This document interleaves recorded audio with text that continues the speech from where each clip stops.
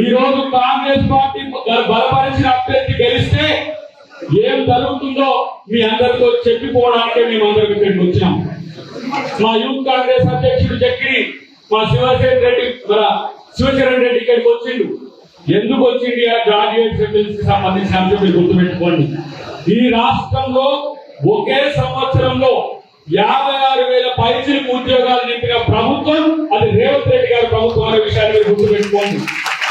ఈ 5 సంవత్సరాల్లో 2 లక్షల పైచిలకు ఉద్యోగాల కల్పనే ఈ ప్రభుత్వ లక్ష్యంగా ఉంటుంది. గ్రాడ్యుయేట్స్ అందరూ కూడా మీరు గుర్తుపెట్టుకోవాలి. ఇవాళ ఇప్పుడే చెప్పిన మిత్రుడు ఎస్సీ వర్గీకరణే కాదు, ఈ రాష్ట్రంలో 42% బీసీలకు స్థానిక సంస్థల్లో ఉద్యోగ విద్యా ఉపాధి అవకాశాల్లో రేపు చట్టం రాబోతుంది. 1 నుంచి 5 వరకు జరగబోయే మండల సమావేశాలు గుర్తుపెట్టుకోవాలి. బీసీలకు ఇంత మాత్రం స్వాతంత్రం ఇచ్చిన ప్రభుత్వం దేశంలో ఒకే ఒక్క ప్రభుత్వం, అది తెలంగాణ ప్రభుత్వం, అది రేవంత్ రెడ్డి గారి ప్రభుత్వం అనే విషయాన్ని గుర్తుపెట్టుకోవాలి. ఎవరు కూడా నేను చూసిన కాల్కులేటర్ కమిటీ రిపోర్టే రాలే. మండల కమిటీ రిపోర్టు 90 కోట్లు అయిన వాళ్ళ భూములు కొట్టేసిందని ఇచ్చిందా? బీజేపీకి బీఆర్ఎస్ ను అమ్ముడు పోయే పరిస్థితి మీకు ఎందుకు వచ్చిందో మీరు ఆత్మ పరిశీలన చేసుకోండి. మిమ్మల్ని తెలంగాణ ప్రజలు నమ్మి తెలంగాణ తెచ్చినామని నమ్మిస్తే మీకు ఓట్లేస్తే తెలంగాణను తెలంగాణ దంతమ్మగా మీకు బీజేపీలో బీజేపీ సొత్తులుగా మారిన సమాధానం చెప్పాల్సిన అవసరం ఉంది. రాహుల్ గాంధీ ఒక్కరే ప్రతిపక్ష నాయకుడుగా దేశం మొత్తంలో బీజేపీ వ్యతిరేకిస్తున్న నాయకుడు.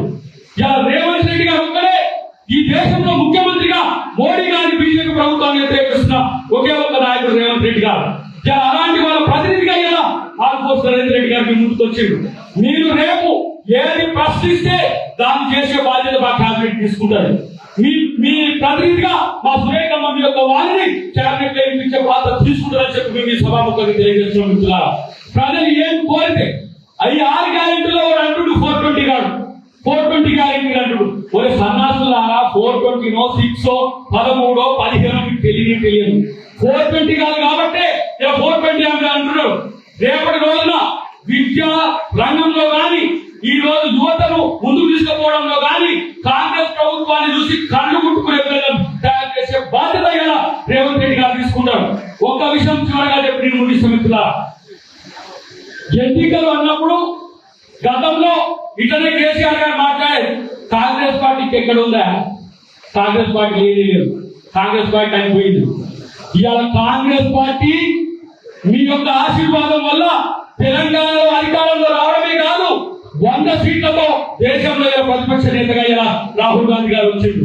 రేపటి రోజున 2029లో కేంద్రంలో కాంగ్రెస్ ప్రభుత్వం, రాహుల్ గాంధీ ప్రధానమంత్రి అనే విషయాన్ని ఈ మొండి మోడీ ఇలా ఏం చేసిండు? సంవత్సరానికి 15 లక్షల ఉద్యోగాలు ఇవ్వాల్సిన పరిస్థితి ఉండే.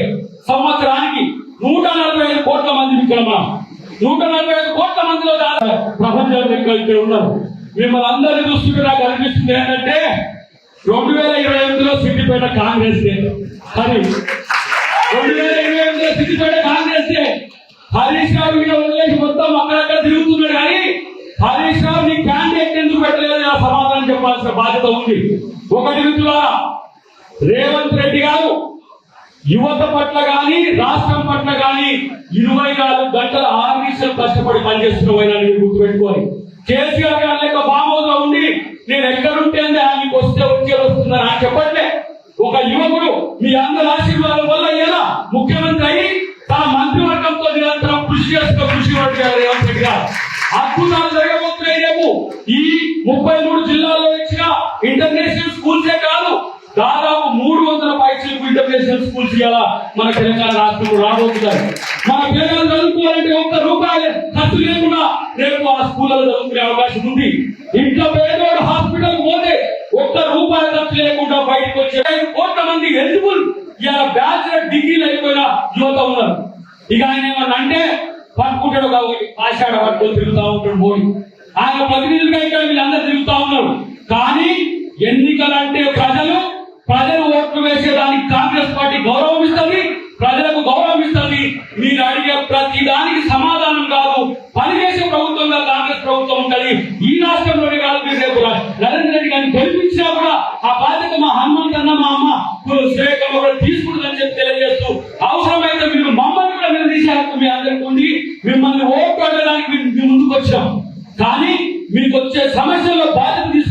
మేమందరం ముందుకు వస్తామని చెప్పి తెలియజేస్తూ ఆ రెండో సీరియల్ నెంబర్ మీద ఒకటో నెంబర్ ప్రయారిటీ ఇచ్చి ఆల్ ఫోర్స్ నరేందర్ రెడ్డి గారిని గెలిపించండి. ఈ బీజేపీ బీఆర్ఎస్ ఒకే రూపకంగా వస్తున్నా ఎవరైతే ఏ క్యాండిడేట్ అని ఉన్నది ఆ క్యాండిడేట్ చెప్పుకుంటాడు 30-40 తెలుసుకున్నాను. వాళ్ళు డబ్బులు తప్పితే పని చేసేవాళ్ళు కాదు, చేసేటోళ్ళు ఈ రోజు చేసేటోళ్ళు. కానీ రేపు మీకు పనిచేసే బాధ్యత మేమందరం కూడా ముందుకు తీసుకుంటామని చెప్పి తెలియజేస్తూ దాన్ని గెలిపించాలి. రేపు వైద్య రంగంలో కూడా తీసుకురాబోతున్న కృషి రేవంత్ రెడ్డి గారు ఇవాళ కాంగ్రెస్ ప్రభుత్వం మీద కొంతమంది సవాళ్ళు వేస్తున్నారు. ముఖ్యంగా మా బండి ఇక్కడి నుంచి మాట్లాడుతూ ఉన్నాడు, రాహుల్ గాంధీ కులం మీద మాట్లాడుతున్నాడు, ముస్లింల వ్యతిరేకతతో మాట్లాడుతున్నాడు.